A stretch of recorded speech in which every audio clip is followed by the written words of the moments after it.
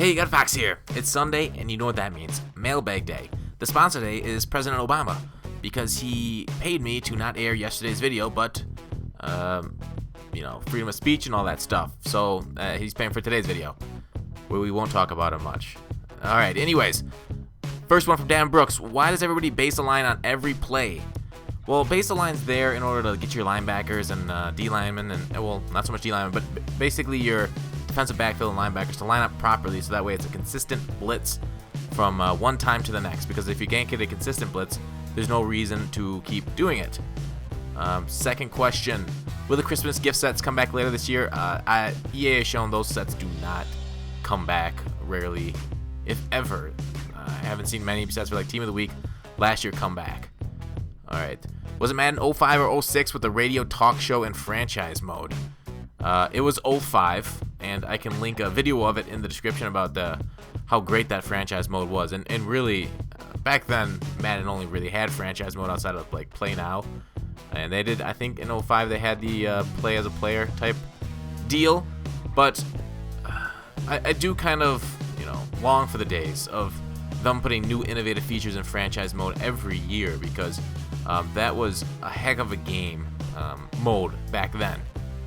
Okay, well that's really it. It's kind of light on questions. I answer a lot of the questions in the comments or on Reddit when you talk to me, and maybe I should hold them for Sunday, but let's move on to predicting games. Alright, we are, if I look it up, 102-96 on the season. I was 2-2 last week in the wild card. Those are some close freaking games last week. I mean, I predicted Seattle over Minnesota, and Minnesota was a 4.5 point underdog, but Seattle only beat them by a point because I missed field goal. And then took Pittsburgh over Cincy. Pittsburgh only won by 2 points, and the line was 2.5, so I lost that one. So some pretty darn good games, except for the Kansas City game, of course. And Green Bay ended up like a blowout. But let's move on to this week. Kansas City at New England. New England's favored by 5. I mean, do we think Kansas City can pull the upset at Tom Brady's home? I do not think so. I think New England can win it and by more than 5. Although Kansas City is a really tough team, and I gotta hand it to them for the way they've been playing this year. I just think New England, I've seen nothing out of them, through history and this year that would really make me doubt them that much. So we'll take them. Green Bay at Arizona. Arizona's favored by 7, a whole touchdown. Now Arizona did basically punch Green Bay in the mouth pretty hard earlier this year. I think a few weeks ago. Night Train gets a nice little pickoff there. But 7 points seems like a lot for a playoff game. Although, if Green Bay can't hold protection, it'll probably be too little. It'll be another blowout. But I'll take Green Bay just because the underdog. 7 points seems a lot for a playoff game, especially with a future NFL Hall of Famer at quarterback for Green Bay. Seattle at Carolina. This is going to be a good game. 2 of the best teams in the league. Maybe, 2 of the top 3 or 4, really. But I will take Seattle over Carolina because they're getting 2.5 points, and I feel Seattle is kind of coming to their own the last half of the season. Wilson's playing unlike he's played his entire career. He's basically been insane. Cam Newton, of course, NFL MVP probably, so that'll be a tough one. But Seattle's defense, I think they can lock it down in the playoffs. They've got experience here. I'm going back to old cliches, but they're the NFC reigning champion. You gotta give it to them until somebody knocks them off. All right, Pittsburgh at Denver. Guys know I'm how do you say, not exactly level-headed when it comes to Pittsburgh. And I want to see them, continue to play through the playoffs. So I kind of got to take them. And they got 6.5 points here. Do you think Manning scored 6.5 points the whole game? Yes, I do. But Denver's defense is extraordinary.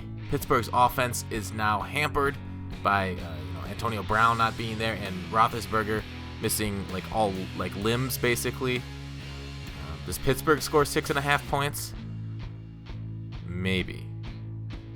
I gotta take Pittsburgh. It might be a low scoring game. I don't know what the weather's like, but let's do it. Let's take the favorite team of mine in a totally biased pick. Alright, that's it for that. So let's go through the newest submissions on Ask Reddit. What should a group of autonomous robots be called? Society's downfall. How about a undoing? What video GIF do you watch every time? It's linked in the comment, even though you've seen it 100 times already. Peyton Manning face. I think that's a picture. A GIF.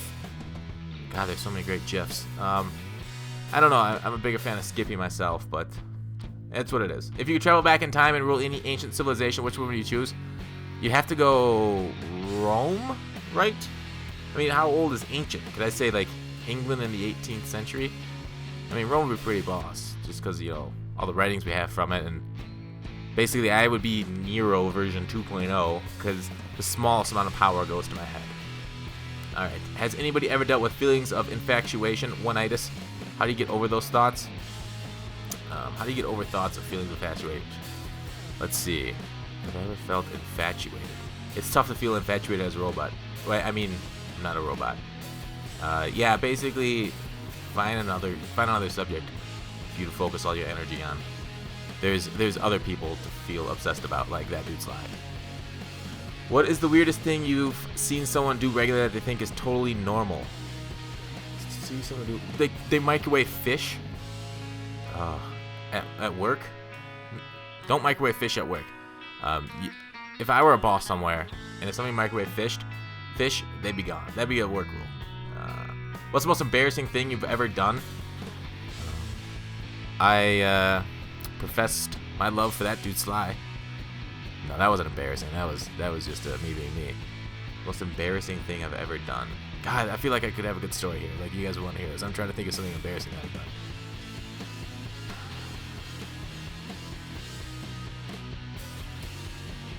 Anyways, I got nothing. Sorry.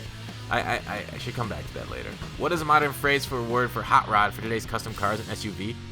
I mean, hot rod's a specific category. Alright, serious. What subreddits need more traffic? Madden Ultimate Team, of course. Who, in your opinion, was the best president of the United States and why? I'm going to say best, maybe Truman, because dude had the balls to drop the bomb, although a lot of people hated him for that. Woodrow Wilson was pretty good leading us through World War I. I think a lot of wartime presidents get a lot of respect because of how hard the job was at that point. But yeah, basically the top presidents in American history are all during a war. World War I, II, Civil War, Revolution.